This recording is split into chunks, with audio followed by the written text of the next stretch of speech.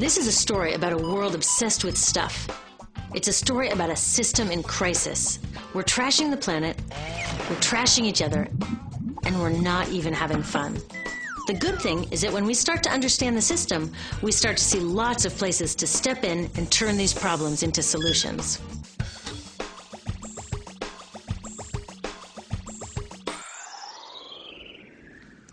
Can I tell you, I love my Pantene Pro V. Of the dozen or so personal care products that I use every day, it's the one I can't live without. It says it gives my dull hair the ultimate cool shine. How does it do that? I was wondering that while I was lathering it in my hair one day, so I read the ingredients right here. Sodium lauryl sulfate, tetrasodium EDTA, methyl isothiazolinone. What is this stuff? I took this list to some scientists who know how to read it. Turns out my Pantene contains a chemical linked to cancer. And lots of other products in my bathroom, from sunscreen to lipstick and even baby shampoo, also contain chemicals linked to cancer or other problems like learning disabilities, asthma, and even damaged sperm. Like most parents, I try to keep my family safe. But now I find out my bathroom is a minefield of toxins? What are we supposed to do? To find out the answers, we have to go back to one of the key features of our materials economy: toxics in, toxics out. If, at the factory, you pour toxic chemicals into a product, like baby shampoo, you're going to wind up with toxic baby shampoo, and toxics in workers, communities, and, babies. So let's take a closer look at this toxic outrage where it seeps into our lives every day, in the bathroom.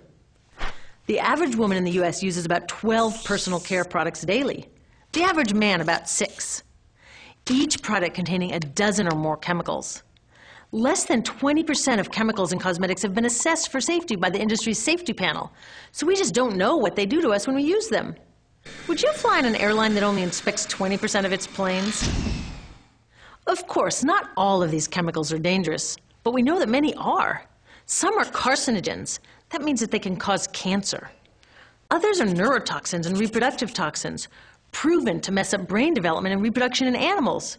Wait a minute, we're animals too. It's like a giant experiment. We're using all these mystery chemicals and just waiting to see what happens. One thing we do know is that they're getting inside us. I had my body's toxicity levels tested, and I'm loaded with things like mercury, flame retardants, triclosan, and lead. We all are. Even babies are being born pre-polluted. Now, I know we can't live in a lead-free world, but do we have to put lead in our lipstick? I don't know. Maybe it's my fault. Maybe I just bought the wrong thing. At the store, the choices seem endless. I can get lipstick in 49 shades, or shampoo for hair that's too dry, oily, fine, limp, or frizzy. But what about the choices that really matter? Like the choice to buy products that are safe? It turns out the important decisions don't happen when I choose to take a product off the shelf. They happen when companies and governments decide what products should go on the shelves. So who are these companies? This is Procter & Gamble. They're the ones offering me Herbal Essences, the #2 shampoo in the country. It contains toxic petrochemicals made from oil. Since when is oil an herb? On cosmetics labels, words like herbal, natural, even organic have no legal definition. That means that anybody can put anything in a bottle and call it natural, and they do. I mean, can you imagine a top seller called Petro Essences? Gross. What's even nastier are hair relaxers marketed to 5-year-olds and skin whitening creams. These are super toxic, both in their ingredients and in the message they send about what beauty is. Oh, here's Estee Lauder offering me a chance to help find a cure for breast cancer. That's nice. But wait, they're also using chemicals linked to cancer. Don't you think the best way for Estee Lauder to fight cancer is to stop using those chemicals in the first place? So really, I get to choose between meaningless claims on a bottle. But these guys get the real choice about what goes into those bottles. And that happens back here, at the factories where they're formulated. Why do the makers of these products use all these toxics? Are they trying to poison us? No, they're just working from a 1950s mindset when people were totally swept up in better living through chemistry. In all that excitement, they forgot to worry about human health impacts. That was years ago, and they are still using these same old toxic chemicals. Today, big cosmetics companies say the doses of poison in their products are small enough to be harmless. Yeah, maybe if you use them once a year. I guess they never get out and see that their products are being used and combined with other products every day. A little toxic dose under your arms, a little more on your hair, on your lips. And workers in nail and hair salons get dosed all day long. So the industry is used to doing things this way, and they can.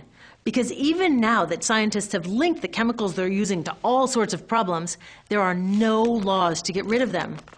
You're thinking, really? Come on, nobody's making sure that the stuff we smear all over our bodies is safe? Nope. The FDA doesn't even assess the safety of personal care products or their ingredients. Since 1938, they've banned just 8 out of over 12,000 ingredients used in cosmetics. They don't even require that all of the ingredients be listed on the label. Now, this is an example where we can all agree a little more government action would be helpful. This lack of regulation leaves a huge hole that the cosmetics industry is all too happy to fill. They set up their own committee to self-police their products, and compliance with their recommendations is voluntary. So the cosmetics industry is making the rules and then deciding whether or not to follow them. So you see, it isn't our fault that these toxic products are in our bathrooms. It's a whole broken system that's ignoring the simple rule: toxics in, toxics out. But we're not helpless. There are resources online that we can use to protect ourselves by identifying the best possible choices in the store. But the real action is with people working to change the system. Because if we really want to solve this problem, we got to start here with these guys. Women, parents, workers, people all over the country are demanding that Congress pass a new law, giving FDA the power to make sure that our personal care products are safe. We need common sense laws based on the precautionary principle. That means that when you're dealing with hazardous chemicals, just err on the side of caution. Let's not debate how much lead should be allowed in lipstick. Just get the toxic chemicals out of our products. Smarter laws would force companies to get past that old 50s mindset and figure out how to get us all clean and shiny without toxic chemicals. Can they? Totally.